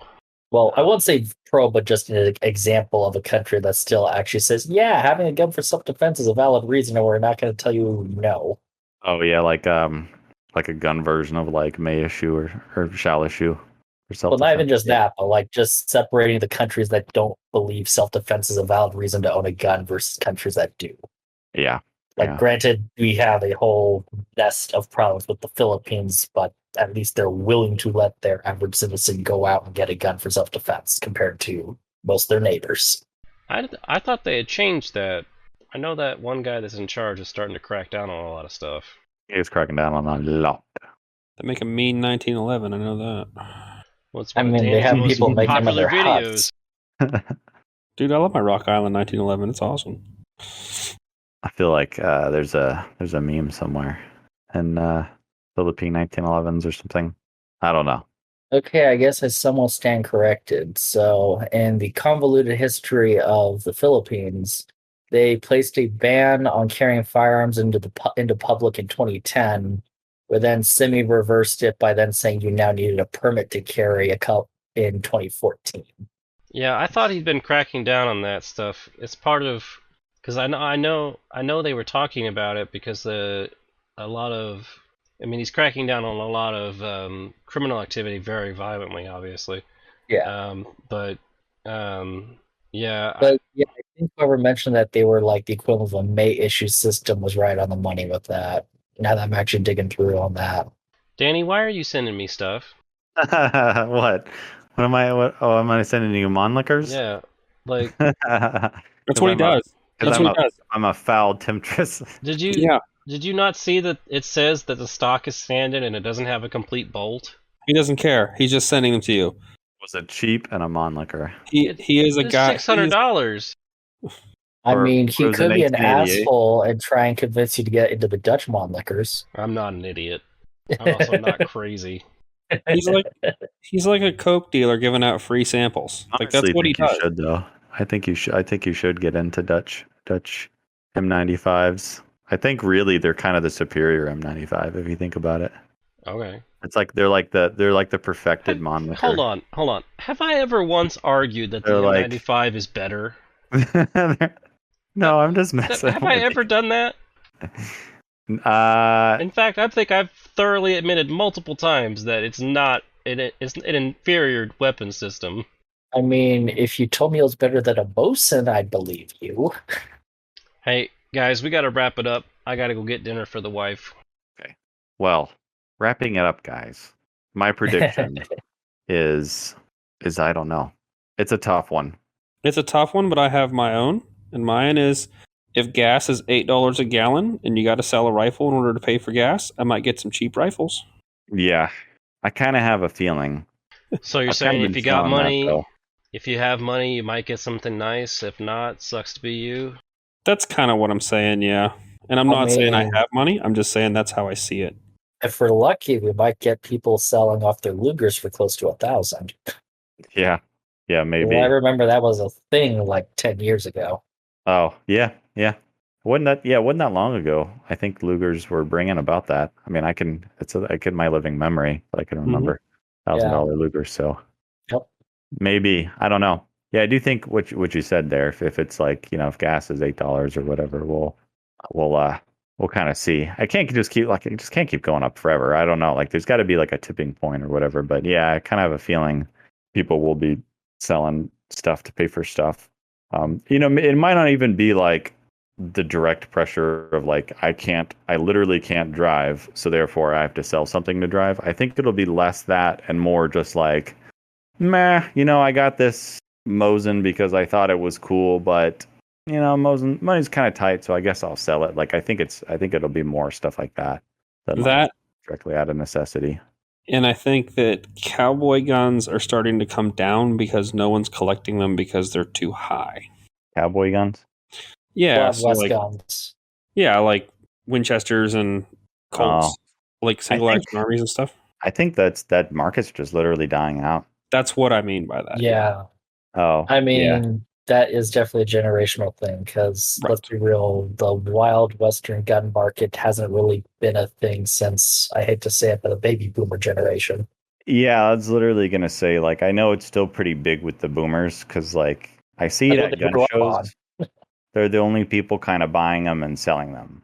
Yeah. And like just this past show, like I saw a guy, like an older guy, and he's selling a bunch of Western books, Yeah. And it's like, yeah, like it was sort of a cultural zeitgeist or whatever for that generation. But I think it's sort of lost on that. We're not the Wild West generation. We're the generation that grew up watching, Saving Private Ryan and stuff, and Call of Band of Duty. Brothers. Yep. Yeah, and like, I Call think of that Duty, and started there's no showing Wild up with West like Generation X and later, with the whole moving on to the World War I, World War II surplus. Yeah. And I even think like if somebody from our generation was going to get something, they would just get like a reproduction gun. Yeah, that was the other thing I was going to mention too. It's kind of hard to convince me to buy like a legit antique Wild West gun when I could just buy an Italian reproduction for a fraction of the price And shoot it and not have it be an issue. and Yeah. not have to reload for it, because I did not realize how many different types of cartridges some of those Winchester lever guns use that don't exist for like 50 years. All right. Yeah. So that's all I got. Cool. Well, this one was a little bit more rambly than I thought. I think Yeah, it's they so. usually are when we bring up this topic. Yeah. Yeah, but I think people know what they're getting into with us. We kind I hope of so by digress now. quite a bit. Yeah, hopefully by now. Yeah, cool. Well, thanks to everyone for listening to the podcast as usual. If you're listening to us, it's only because of the Patreon supporters that pay for the podcast host to keep these episodes up everywhere. So thank you to the Patreon contributors, and thanks to you, Jeffrey, for being one of the contributors. And Yeah, thank you for having me on here. Like Danny said, this is a perk, right, Danny? Yep. So it's a perk. Yeah, the Discord, and then if you want, you can get added to the list. It's getting the list is getting longer and longer to get onto the podcast. So no, set your expectation. It might be a long time, but yeah. Well, we also don't have a tier limit either, right? No, I don't have a tier limit for money. So, cool. Yeah. Well, thanks so much for listening, everybody, and we'll catch you next time. Oh, and we're almost at 35,000 downloads, by the way, Danny. Ooh, Dang. like total. Yep, overall. Nice. All right, thanks, everybody.